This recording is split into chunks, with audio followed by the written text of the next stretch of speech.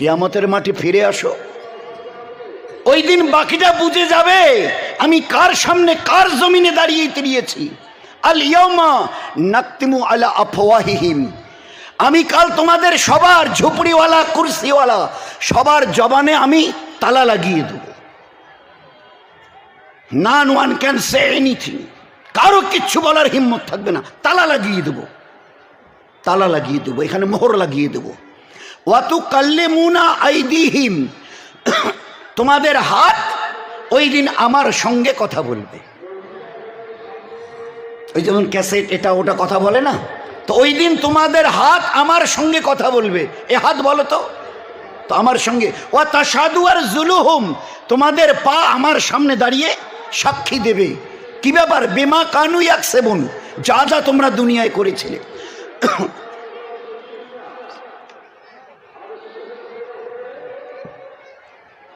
এই জন্য দোস্ত একটু ভালো করে দিনটাকে যদি না বুঝি, আল্লাহ পাকের কুদরতকে যদি না চিনি, চিনতে চেষ্টা না করি, জীবনটা সত্যি বলছি এতটা বরবাদ হয়ে যাবে যে এই বরবাদির জন্য রক্তের কান্না কাঁদলেও এর কোনো সুধার নেই, সংশোধন নেই। যার জন্য এই দুনিয়া সেলফ রেকটিফিকেশন, জীবনটাকে বানিয়ে নাও, একে বরবাদের রাস্তায় নিয়ে যেও না। তো আল্লাহ কাল এক একটা অঙ্গকে জিজ্ঞাসা করবে। হাত অত কাল্লিমুনা ও তাশহাদু আরজুলুহুম, পা সাক্ষী দেবে। আমি জিজ্ঞাসা করব, ওই সময় ওই ব্যক্তি বলবে, এ হাত, এ তুই কি করছিস, এ তুই কি করছিস? তোর মনে নেই ওই দিন একটা লোক তোর দিকে লাঠি তুলেছিল তোকে আঘাত করবে বলে, আমি তোকে বাঁচাবার জন্য কিভাবে তাড়াতাড়ি করে এইভাবে হাতটাকে তোকে সরিয়ে নিয়ে এসছি পিছনে? তোর এতটুকু ইয়াদ নেই, স্মরণ নেই? তুই আজকের আমার ব্যাপারে এই সব। তো ওই হাত তখন বলবে, আমার বানানেওয়ালা আল্লাহ তোমার সঙ্গে সেট করে দিয়ে লাগিয়ে দিয়েছিল কিছু করার জন্য, কিছু না করার জন্যে, তুমি তার কোনো পরোয়া করোনি। আমার বানানেওয়ালা আজ যখন জিজ্ঞাসা করেছে আমাকে, যেখানে যে অবস্থায় তুমি ব্যবহার করেছো, আমি সমস্ত রাজ আজকের ফাঁস করে দেব। তখন কি করবেন? ওয়া তাশহাদু আরজুলুহুম, তোমাদের পা আমার সামনে দাঁড়িয়ে সাক্ষী দেবে, তোমাদের চোখ আমার সঙ্গে কথা বলবে, তোমাদের কান আমার সামনে দাঁড়িয়ে কথা সমস্ত ফাঁস করে দেবে। সেদিন কোথায় যাব?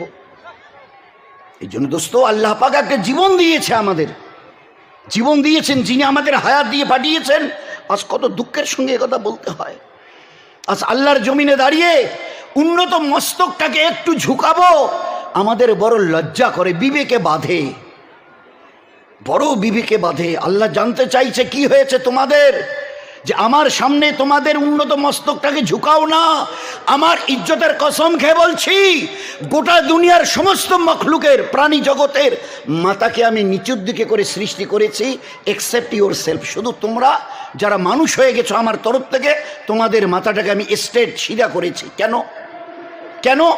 এই জন্যই, এই উন্নত মস্তককে যতটা আমার কাছে নোয়াবে, ঝুঁকাবে, সেজদায় রাখবে, আমি আমার ইজ্জতের কসমকে বলছি, তোমাদের ইজ্জত দিন বা দিন আমি বাড়াতে থাকবো।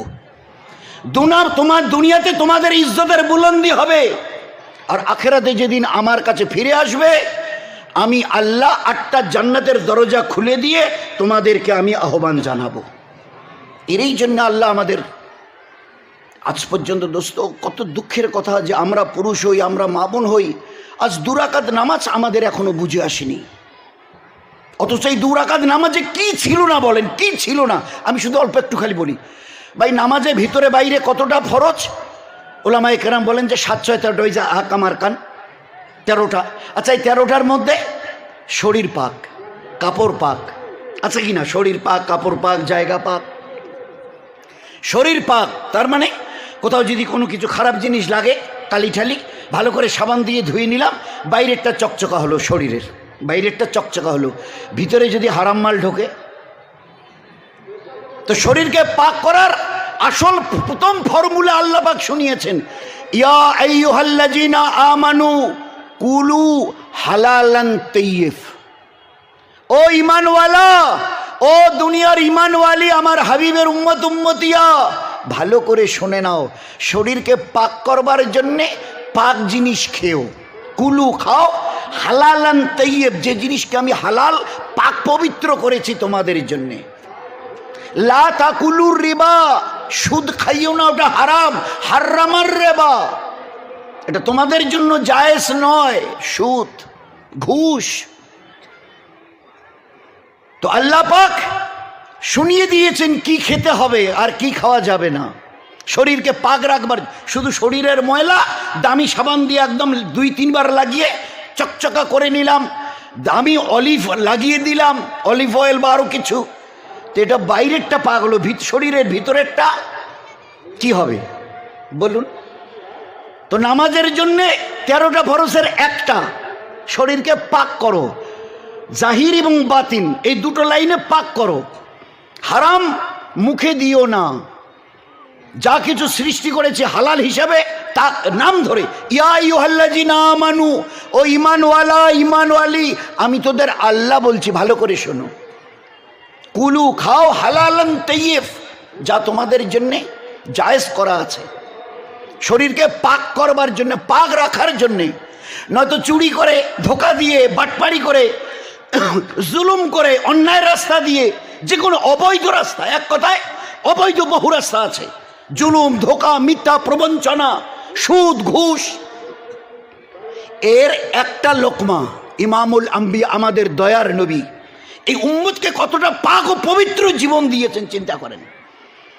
একটা লোকমা যদি এখানে দাও জিবে, আর জিবের রাস্তা দিয়ে যদি ভিতরে যায়, আমি তোমার নবী বলছি আজ থেকে 40 দিন নামাজ, রোজা, হজ, জাকাত, তসবিহ, তেলাওয়াত, মাদ্রাসা, মসজিদ, এতিম, মিসকিন, বেওয়া যত পারো বিলাও।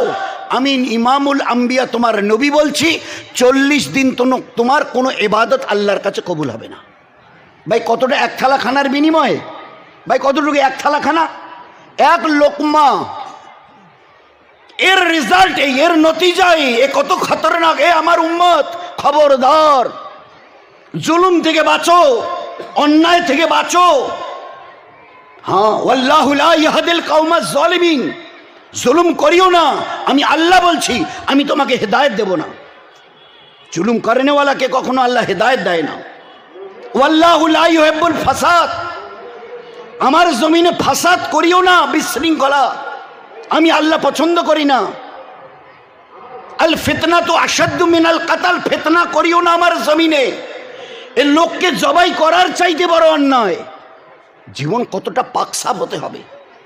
তো শরীরকে পাক করো, হারাম মাল বর্জন করো, যত রাস্তা আছে, ধোকা, অন্যায়, জুলুম, সুদ, ঘুষ, এর থেকে শরীরকে পাক রাখার জন্য হালাল মাল আল্লাহ দিয়েছেন, এ খাও, হারামে হাত দিও না। এক লোকমার বিনিময়ে 40 দিন কোনো ইবাদত, মসজিদে মাদ্রাসায় 5 লাখ নেন আমার, আর মাল যদি হারাম, লোকমা যদি হারাম পেটে যায়, এই 5 লাখের কোনো বদলা নেই তোমার জন্যে। লা ইয়াদখুলুল জান্নাত, লা ইয়াদখুলুল জান্নাত জিসমুন গুদিয়া বিল হারাম, যার শরীর হারাম মালের দ্বারা তৈরি হয়েছে, নবী বলছে কোনোদিন জান্নাতে যাবে না। তো শুধু 2 রাকাত নামাজকে ঠিক করবার জন্য শরীরটাকে শুধু পাক, একটা ফরজ, কি রকম হবে জীবনটা বলেন তো? জীবনটা কত পাক ও পবিত্র হবে, তামাম দুনিয়ার মানুষ দেখবে আর চোখের তারা বানাবে। সত্যি সত্যি আমাদের জজ সাহেব, কলকাতার জজ সাহেব আব্দুর রহিম চৌধুরী, ক্যালকাটা হাইকোর্টের ছিলেন, জজ ছিলেন, তারপরে এখান থেকে প্রমোশন হয়ে গেল এলাহাবাদ হাইকোর্টের চিফ জাস্টিস, প্রধান বিচারপতি, এলাহাবাদ হাইকোর্টের চিফ জাস্টিস। কুচবিহারে এসে আসানসোল থেকে আমাদের একটা ইজতেমা ছিল সুটকাবাড়ি এসে গল্প আমাকে কেচ্চা শোনাচ্ছে, মুজিবুর ভাই তাড়াতাড়ি করে টিকিট কাটতে গিয়ে টিকিট কনফার্ম হয়নি, জেনারেল ডাব্বাই উঠে গেছে সাথীদের নিয়ে, আমরা 4 জন ছিলাম, 3 জন বয়স্ক, টিটি বেচারা এলো, বললাম যে স্যার একটু দেখেন তো যদি আমাদের একটু ব্যবস্থা, তো সবাই অল দেয়ার এজেড পার্সন, বয়স্ক সবাই, 70-75 বছর বয়স, একটু যদি, তো উনি বললেন যে ঠিক আছে আমি ব্যবস্থা করে দেবো, 200 করে লাগবে। তাই বললাম স্যার একটু দেখেন না, এটা বয়স্ক লোক তো, তাও 200 টাকায় 100 থেকে 50 থেকে নামতে আমাকে বললো 10 টাকা করে দিন, আমি ব্যবস্থা করছি। তা আমাকে বলছে মুজিবুর ভাই আপনি বলুন, আমি জেনে শুনে এই অন্যায়টা কি করে করি, এটা তো নাজায়েজ রাস্তা। জীবন কতটা তৈরি হয়েছে, একটা বিইং এ জজ অফ দ্য সুপ্রিম কোর্ট, তাও আবার এলাহাবাদ হাইকোর্টের বিইং এ জজ অফ হাইকোর্ট, তিনি তখন এলাহাবাদ হাইকোর্টের চিফ প্রধান বিচারপতি, কিন্তু কিন্তু জীবনটাকে কি করে তৈরি করেছে বলুন তো। 10 টাকা ঘুষ দিলে 10 টাকা 4টা রিজার্ভেশন দিয়ে দেবে, বলছে যে না এটা আমার বিবেক মানলো না, যে না একটু কষ্ট, একটা রাতের মশলা তো একটু কষ্ট করে যাই, কিন্তু জেনে শুনে এই অন্যায়টা ঠিক হবে না, আল্লাহর কাছে ফিরে যেতে হবে না, বলুন তো মজিবর ভাই, ফিরে যেতে হবে না। দ্বিতীয় একটা কেচ্চা শোনাচ্ছে, মানে এগুলো সত্যি মানে সোনার অক্ষরে লিখে রাখবে। উনি গাড়ি নিয়ে অফিসে যাবে, কোর্টে, ওনার বিবি সেজে গুজে তৈরি হয়ে আছে। তো যখন উনি ঘর থেকে বিল্ডিং থেকে বেরোচ্ছেন, বিবি বলছে শোনো তুমি তো ওই অফিসে যাচ্ছ, ওই কোর্টে যাচ্ছ, তো ওই আমি একটু ডাক্তার দেখাবো ভাবছি, তো তোমার ওই রাস্তায় ওই যে ডাক্তারকে দেখাবো একদম হাই রোডের উপরেই, তো তুমি ওই রাস্তা দিয়েই না যাবে, তো আমাকে ওখানে ড্রপ দিও, নামিয়ে দিয়ে তুমি চলে যেও, আমাকে ওখানে নামিয়ে দিয়ে আলাদা করে তো আর রাস্তায় যেতে হবে না এদিক সেদিক, তুমি যে রাস্তা দিয়ে যাও ওই রাস্তায় ওই ডাক্তারের চেম্বার, একটু ডাক্তারকে দেখি আমি পরে চলে আসবো, তা তোমার গাড়িটাকে আমাকে নিয়ে যাও, ওখানে নামিয়ে দিই, তুমি কোর্টে চলে যেও। আমাকে বলছে মজিবর ভাই আপনি বলুন তো। আমি তখন ওকে বললাম, অনেকক্ষণ চুপ করে থাকতে হয়েছে, এই আল্লাহ এখনও কি তাহলে সত্যিকারের দিন আমাদের কাছে আসেনি? আমাদের বাড়িতে, আমাদের ঘরে, আমাদের পারিবারিক জীবনে সত্যি কি এখনও দিন আসেনি? আমার বিবি এটা আমি বুঝতে পারছি না কী করে সে এভাবে অ্যাপ্রোচ করলো, এই কথাটা ও কি করে আমাকে বলল। অনেকক্ষণ চুপ থেকে আমি এবারে বললাম, হ্যাঁ গো তুমি এই কথাটা আমাকে বুঝে সুঝে বলছো? সত্যিকারের বলো না, তুমি এই কথাটা আমাকে বুঝে সুঝে? তো ও একটু চুপ করে থেকে বলছে, ও হ্যাঁ হ্যাঁ সত্যি তো বলার তো ঠিক, তুমি যাও, আমি একটা গাড়ি দেখে আমি এখন চলে যাব। আমাকে বলছে মজিবুর ভাই তুমি আপনি বলেন, আমি যে গাড়িটা ব্যবহার করছি এটা সরকার আমাকে দিয়েছে সরকারি কাজের জন্যে, আমার ওই গাড়িটা আমার বিবিকে নিয়ে যদি আমি রাস্তায় নামিয়ে দিয়ে চলে যাই, কিয়ামতের ময়দানে আল্লাহ যদি জিজ্ঞাসা করে ও আব্দুর রহিম, উনার নাম জস আব্দুর রহিম সাহেব, আব্দুর রহিম, আমি ওই দিন কিয়ামতের ময়দানে আল্লাহকে কি জবাব দেবো? যদি বলে